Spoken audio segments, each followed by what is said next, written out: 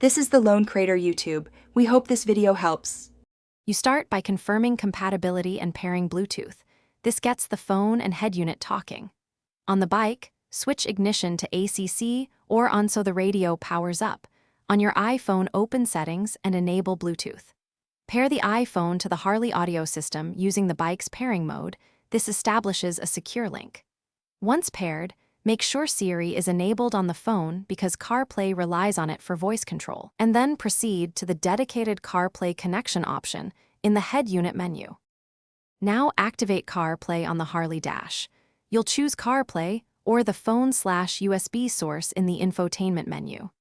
If using a wired connection, connect a certified Lightning cable to the bike's USB port.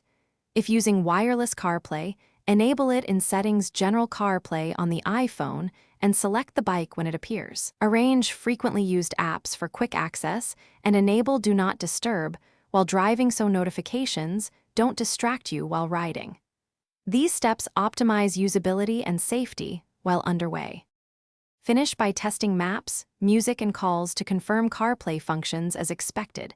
Adjust audio and mic levels so voice prompts and calls are clear. If CarPlay does not connect, power cycle both the iPhone and the Harley infotainment. This often clears handshake issues. Make sure the Lightning cable is undamaged for wired use and eliminate nearby Bluetooth interference for wireless connections. Lastly, verify the iPhone's iOS is up to date because software patches often resolve compatibility problems. That single troubleshooting step fixes most stubborn cases. Thanks for watching. Consider subscribing if we helped you.